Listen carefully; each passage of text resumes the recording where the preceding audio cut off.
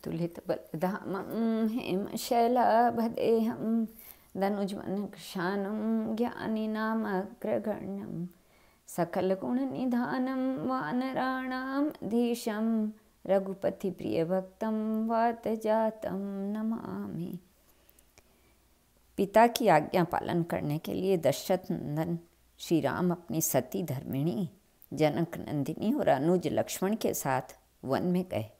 वे चित्रकूट और दंडकारण्य में 13 वर्षों तक ऋषियों, मुनियों, महर्षियों एवं समस्त प्राणियों को कृतार्थ करते हुए विचरण करते रहे। असुर जहाँ कहीं तपस्वी मनुष्यों को कष्ट पहुँचाते, भगवान श्री राम वहीं असुरों का वध कर मुनियों का जीवन निरापद कर देते। 14वें वर्ष में वे पंचवटी में एक सुंदर पर्णकुटी बनाकर रहने लगे। एक दिन लंकाधिपति रावण की प्रेरणा से मारीच कांचन मृग के वेश में उनकी कुटी के सामने घूमने लगा। जनक नंदिनी उस अद्भुत मृग को देखकर मुग्ध हो गई। उन्होंने उस सुवर्ण मृग को ले आने के लिए भगवान श्री राम से प्रार्थना की। भगवान श्री राम सुवर्ण मृग के पीछे दौड़े और उधर रावण ने छल से सीता का हरण कर लिया। उसने भगवती सीता को ले जाकर लंका की अशोक वाटिका में रख दिया। जनक दुलारी को ढूंढते हुए सानुज श्री राम, विराध, कबंध आदि का वध करते ऋष्यमुख पर्वत की ओर जा निकले। सुग्रीव के मन में बाली के भय के कारण सदा शंका बनी रहती थी। उन्होंने मंत्रियों के साथ जब गिरी शिखर से आजान बाहु धनुष बाणधारी विशाल नेत्रों वाले उस देव कुमारों को की तरफ तेजस्वी दोनों वीर भाइयों को देखा तो वे भय से कांप गए। व्याकुल होकर सुग्रीव ने हनुमान जी से कहा, इन दोनों वीरों को देखकर मेरा मन भयाक्रांत हो रहा है। संभव है मेरे प्राण के शत्रु बाली ने मुझे मार डालने के लिए इन्हें भेजा हो। राजाओं के मित्र अधिक होते हैं, अतएव इन विश्वास करना उचित नहीं है। मनुष्यों के छद्मवेद में विचरने वाले शत्रुओं को विशेष रूप से पहचानने की चेष्टा करनी चाहिए। पवन कुमार अपने यदि इन्हें बाली ने भेजा हो तो तुम वहीं से संकेत कर देना। मैं मंत्रियों सहित इस पर्वत से तुरंत भागकर अन्यत्र शरण लूँगा। पवन कुमार अपने प्राणधन महाधनुर्धर श्यामल गौर श्री राम लक्ष्मण को पहचान नहीं रहे थे, किंतु उनके दाएं अंग फड़क रहे थे। उनके नेत्रों में प्रेमाश्रु छलक आए और हृदय बरबस उनकी ओर आकृष्ट हो रहा था। वानर श्रेष्ठ सुग्रीव का उद्देश्य समझकर पवन कुमार ऋष्यमुख पर्वत के से उछलते हुए चले। मार्ग में उन्होंने ब्राह्मण का वेश धारण कर लिया। अभूतपूर्व एवं अश्रुतपूर्व सौंदर्य से युक्त श्री राम लक्ष्मण के दर्शन कर हनुमान जी की अत्यंत विचित्र दशा हो गई। उनका मस्तक स्वतः उनके चरणों में झुक गया। फिर उन्होंने हाथ जोड़कर मन को अत्यंत प्रिय लगने वाली विनम्र वाणी में पूछा, विप्रवर, श्याम और गौर वर्ण वाले अत्यंत सुंदर पुरुष आप लोग कौन हैं?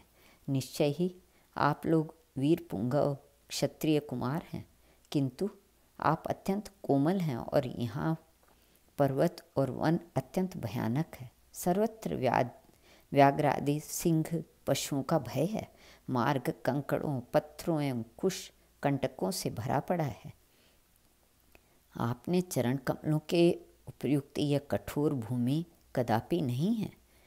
फिर भी आप लोग किस कारण इस निर्जन वन में विचरण कर रहे हैं? हनुमान जी ने आगे कहा, मैं आप लोगों का तेजस्वी स्वरूप देखकर चकित हो रहा हूँ। कोई साधारण क्षत्रिय कुमार इतना तेजस्वी नहीं हो सकता। लोकोत्तर तेजोमय पुरुष आप कौन हैं? कृपापूर्वक बता दें कि आप ब्रह्मा, विष्णु और महेश इन तीनों देवताओं में से कोई हैं, या आप नर और नारायण हैं, अथवा आप निखिल सृष्टि के स्वामी स्वयं पर ब्रह्म परमात्मा तो नहीं हैं, जो भूभार हरणार्थ युगल रूप में अवतरित होकर मुझे सनाथ करने यहाँ पधारे हैं। बातचीत करने में कुशल हनुमान जी के चुप होते ही भगवान श्री राम ने लक्ष्मण से कहा, भाई लक्ष्मण, इनके विद्वत्तापूर्ण शुद्ध उच्चारण से स्पष्ट है कि ये व्याकरण शास्त्र के पारंगत विद्वान तो हैं ही, इन्होंने वेदों का गहन अध्ययन भी किया है। निश्चय ही इन्होंने समस्त शास्त्रों का ज्ञान प्राप्त कर लिया है, क्योंकि ये संस्कार और क्रम से संपन्न अद्भुत अविलंबित तथा हृदय को आनंद प्रदान करने वाली कल्याणमयी वाणी उच्चारण करते हैं। हृदय, कंठ और मूर्धा, इन तीनों स्थानों द्वारा स्पष्ट रूप से अभिव्यक्त होने वाली इनकी इस विचित्र वाणी को सुनकर किसका चित्त प्रसन्न होगा। वध करने के लिए तलवार उठाए हुए शत्रु का हृदय भी इस अद्भुत वाणी से बदल सकता है। तुम इनसे वार्ता करो। अग्रज का आदेश प्राप्त होते ही सुमित्रा नंदन ने ब्राह्मण वेशधारी पवन कुमार से कहा, ब्राह्मण, हम दोनों अयोध्या के प्रख्यात धर्मात्मा राजा दशरथ के पुत्र हैं। ये मेरे बड़े भाई हैं। इनका नाम श्री राम है और मेरा लक्ष्मण। पिता की आज्ञा से हम 14 वर्ष के लिए अरण्यवास करने आए हैं। यहाँ पंचवटी में इनकी सती पत्नी सीता को किसी राक्षस ने छलपूर्वक हरण कर लिया। हम लोग इस बीहड़ वन में इन्हें ढूंढते हुए फिर रहे हैं। आप कौन हैं? कृपया अपना परिचय दीजिए। पवन कुमार सुमित्रा नंदन से युगल रूपों का परिचय प्राप्त कर रहे थे, किंतु उनका ध्यान केंद्रित था जटा जाल से सुशोभित नवनीरत वपु श्री राम के मुखारविंद पर। भुवन मोहन रूप जैसे उनके रोम रोम में प्रविष्ट हो रहा था। उनके नेत्र सजल एवं अंग पुलकित थे। अपने प्रभु का परिचय प्राप्त होने पर तो उन्हें अपनी सुधि भी न रही। पवन कुमार प्राणाराम श्री राम के त्रिलोक के दुर्लभ पावन पद्मों में साष्टांग पड़ गए। वे व्याकुल होकर प्रेमाश्रुओं से उन भावाधिपोत युगल पद्मारोहण चरणों का प्रक्षालन करने लगे। आंजनेय का अश्रु प्रवाह विराम न ले रहा था। वाणी अवरुद्ध थी। धैर्यपूर्वक किसी प्रकार हाथ जोड़कर उन्होंने प्रार्थना की, दयाधाम प्रभु, मैं पमार आपको पहचान नहीं सका, भूल गया। वह तो स्वाभाविक ही है, किंतु आप अनजान बनकर यह कैसा प्रश्न कर रहे हैं? आप मुझे कैसे भूल गए? इन त्रैलोक्य त्रातात चरण कमलों के अतिरिक्त मेरे लिए और क्या अवलंब है? करुणा सिंधु, अब आप दया कीजिए, मुझे अपना लीजिए। नाथ, दयाधाम करुणा सिंधु, निश्चय ही वे भुवन पावन श्री राम करुणा निधि हैं। उनके पावनतम पाद पद्मों के पराग के करुणा वारिधि ही तो प्रतिक्षण उच्छलित होता रहता है। उन्हें छल कपट प्रिय नहीं है। आवरण से उनकी झांकी संभव है। वे परमोदार सीता वल्लभ सर्वथा निश्चल निष्कपट सरल हृदय देखते हैं। और पवन कुमार उपस्थित थे ब्राह्मण के वेश में। उन्होंने अपने वास्तविक स्वरूप पर आवरण डाल रखा था। इस कारण कमल नयन श्री राम उनकी ओर अपलक दृगों से देख रहे थे, पर थे वे सर्वथा मौन। मारुतात्मज की अधीरता बढ़ती जा रही थी। अत्यधिक आकुल चित्त से रुदन करते हुए प्रार्थना करने लगे, प्रभु, मैं मोहग्रस्त अज्ञान अंधकार में पड़ा हुआ एवं कुटिल हृदय हूँ। उस पर आपने मुझे स्मरण कर दिया, फिर मेरी क्या दशा हो? दयामय, अब आप दया करें। उनका ब्राह्मण वे स्वतः दूर हो गया। वे अब अपने वास्तविक स्वरूप वानर रूप में प्रभु के चरणों पर गिरकर रुदन करते हुए प्रार्थना कर रहे थे।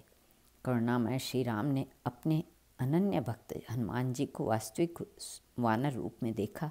फिर क्या देर थी, उन्होंने तत्क्षण समीर कुमार को उठाया और अपनी प्रलम्ब भुजाओं में भरकर उन्हें अपने वक्ष से सटा लिया। उस समय भगवान और भक्त दोनों की अद्भुत दशा थी। प्रेम मूर्ति भक्तवत्सल श्री राम अपना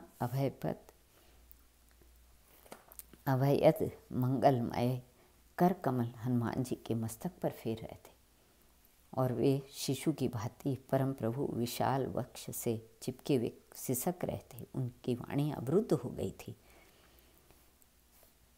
वे विनम्र वाणी में कहा, प्रभु, अपने ज्येष्ठ भ्राता बाली की भयानक शत्रुता के कारण सुग्रीव ऋष्यमुख पर्वत पर निवास करते हैं। वे राज्य से बहिष्कृत और स्त्री से के वियोग में अतिशय दुखी हैं। वे वनों पर्वतों में विपत्ति के दिन व्यतीत कर रहे हैं। यदि आप उनसे मैत्री स्थापित कर लें तो निश्चय ही सुग्रीव को बड़ी प्रसन्नता होगी और अपना राज्य तथा पत्नी प्राप्त हो जाने पर वे सीता के अन्वेषण एवं उन्हें प्राप्त कराने में बहुमूल्य सहयोग प्रदान करेंगे। अतः मेरी प्रार्थना है कि आप सुग्रीव को आत्मीय बना लें। भगवान श्री राम स्वीकृति मिलते ही पवन कुमार उन युगल मूर्तियों को अपने कंधों पर बैठाकर ऋष्यमुख के लिए चल पड़े। हनुमान जी को श्री राम लक्ष्मण सहित अपनी ओर आते देखकर सुग्रीव को बड़ी प्रसन्नता हुई। श्री आंजनेय युगल मूर्तियों के सहित सुग्रीव के समीप पहुँचे। भगवान श्री राम एवं वानरराज सुग्रीव दोनों प्रसन्न हुए। फिर सुग्रीव अधिक पत्ते और फूलों वाली शाखा बिछाकर उस पर अत्यंत आदरपूर्वक सीतापति श्री राम को बैठाकर स्वयं उनके साथ बैठे। हनुमान जी ने चंदन वृक्ष की एक पुष्पित डाली तोड़कर सुमित्रा नंदन को बैठने के लिए दी। हर्षोत्फुल्ल सुग्रीव ने स्निग्ध मधुर वाणी में अपनी विस्तृत कथा सुनाते हुए श्री दशरथ नंदन से कहा, रघुनंदन, बाली ने मेरी प्राण प्रिय पत्नी को मुझसे छीनकर अत्यंत क्रूरतापूर्वक मुझे निकाल दिया। भगवान श्री राम ने वचन दिया, मित्र सुग्रीव, मैं बाली को अपने ही बाण से मार डालूंगा। विश्वास करो, मेरे अमोघ बाण से उसके प्राणों की रक्षा किसी प्रकार संभव नहीं है। निखिल भुवन पावन भगवान श्री राम के एक ही बाण से बाली मारे गए। त्रिलोक के त्राता श्री राम के सम्मुख उन्होंने अपने भौतिक कलेवर का त्याग किया। बाली का अंत्येष्टि संस्कार हुआ।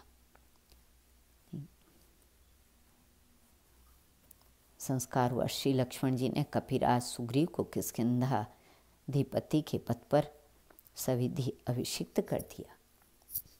बाली पुत्र अंगद युवराज हुए। सुग्रीव को धन संपत्ति, राज्य और पत्नी आदि सभी अभिष्ट वस्तुएं प्राप्त हो गई। अशरण शरण श्री राम की कृपा से क्या नहीं हो प्राप्त होता। सुग्रीव किष्किंधा में रहने लगे, किंतु पिता की आज्ञा का आदर करते हुए भगवान श्री राम ने नगर में प्रवेश नहीं किया। वे चातुर्मास्य व्यतीत करने के लिए प्रस्त्रवण गिरिवर चले गए। आंजनेय प्रतिक्षण अपने परमाराध्य परम प्रभु श्री राम के चरणों में ही रहना चाहते थे, किंतु सुग्रीव ने अभी अभी राज्य पद का दायित्व ग्रहण किया था। कार्य संचालन के लिए निपुण सचिव की नितांत आवश्यकता थी। इस कारण लोकोपकारी श्री राम ने उन्हें सुग्रीव के कार्य में सहयोग प्रदान करने की आज्ञा दी। हनुमान जी के लिए प्रभु का आदेश ही सर्वोपरि कर्तव्य है। वे किष्किंधा में सुग्रीव के समीप रहने लगे। श्री कृष्ण अर्पणमस्तु।